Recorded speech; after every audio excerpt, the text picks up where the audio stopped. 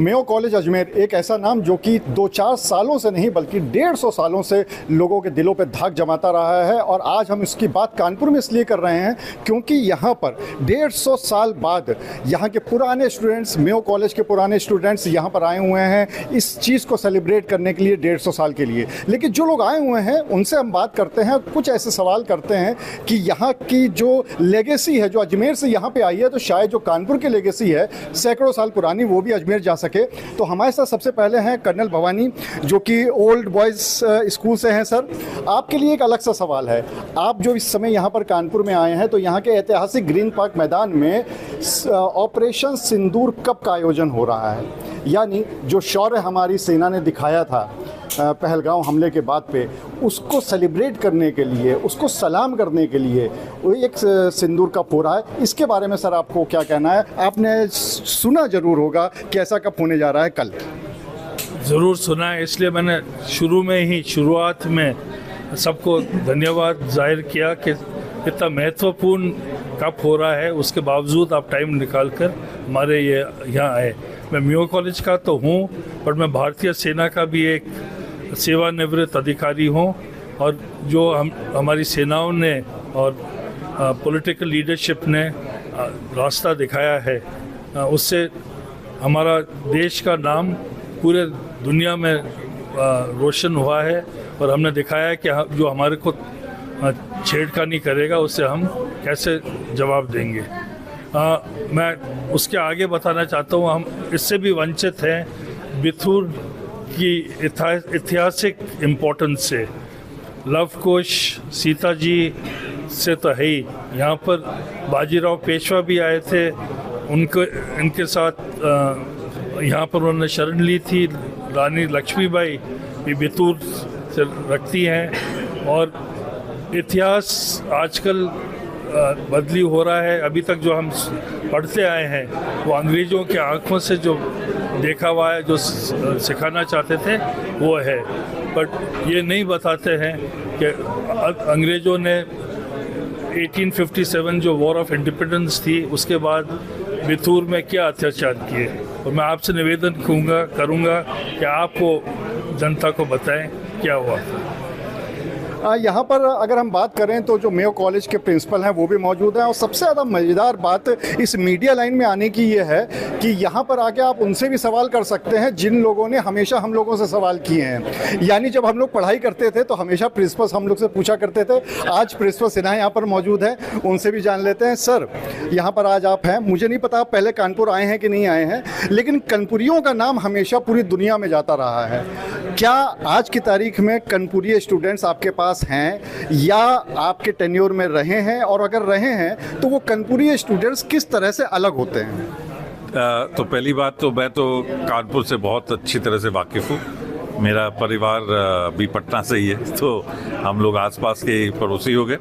दूसरी बात, बिल्कुल सिर्फ कानपुर ही नहीं पर ये पूरा जो इलाका है तो कानपुर, प्रयागराज, सारे ईस्टर्न यूपी के बहुत सारे, आज से नहीं शुरू से ही बहुत लोग मेयो कॉलेज में हैं।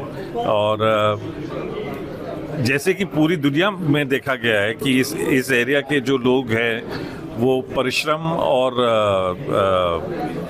एम्बिशन जिसको कहते हैं, तो हार्ड वर्क और एम्बिशन दोनों है उनके पास। और कई अगर मैं अब मैं आपको आंकड़ा तो नहीं बता सकता हूँ, लेकिन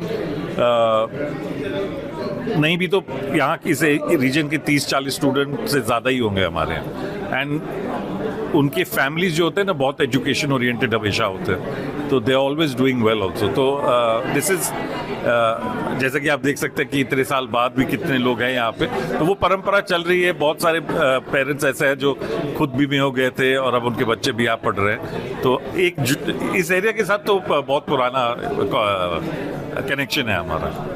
प्रिंसिपल साहब का कहना है कि कानपुर के लोग बहुत हार्ड वर्किंग होते हैं। शायद मेरे बॉसेस अगर चैनल में सुन लेंगे तो उनको पता चल जाएगा कि हाँ, हार्ड वर्किंग लोग हैं यहाँ पर।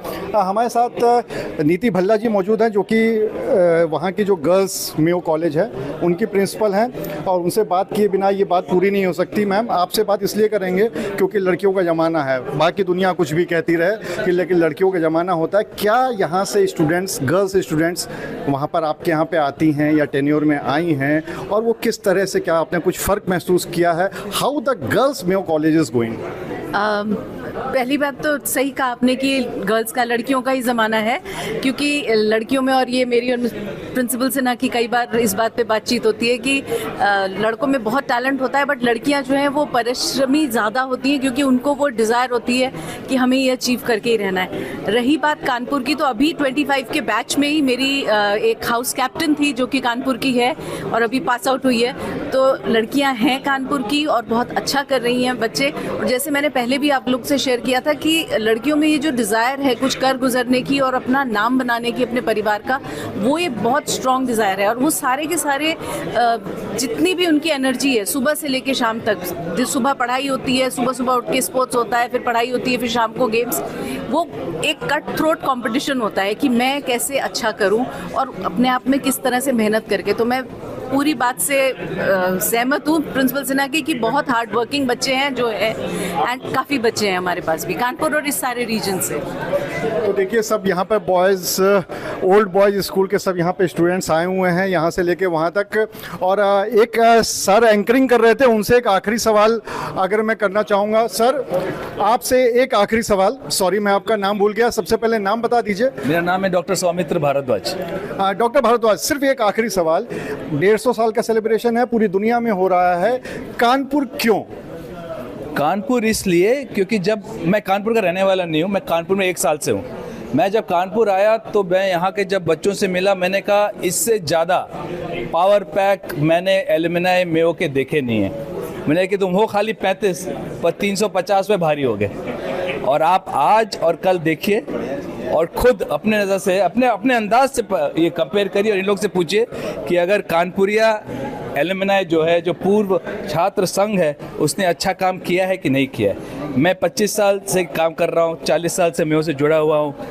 मुझे बहुत खुशी हुई है कि जिस तरह हम लोग ने खाली 30, 35, 40 दिन में ये पूरा प्रोग्राम हमने अरेंज किया, डिज़ाइन किया, कॉन्सेप्चुलाइज किया, हर चीज़ को सोचा समझा, 2500 मीटिंग करी और आशा करते हैं कि ये 2 दिन हमारे अच्छे निकले। हाँ, बिल्कुल सही बात कही इन्होंने, क्योंकि अगर हम कानपुर की बात करें तो सब पावर पैक्ड लोग यहाँ पर मौजूद होते हैं, और यही बात, और ये भी कह रहे हैं कि यहाँ से पावर पैक्ड लोग मेयो जाते हैं, वहाँ से वापस आते हैं, वहाँ का जो डंका है वो यहाँ पे बुलंद करते हैं, और कानपुरियों की जो आवाज़ है वो तो पूरी दुनिया में जाती ही जाती है। अनुराग अग्रवाल, TV9 कानपुर।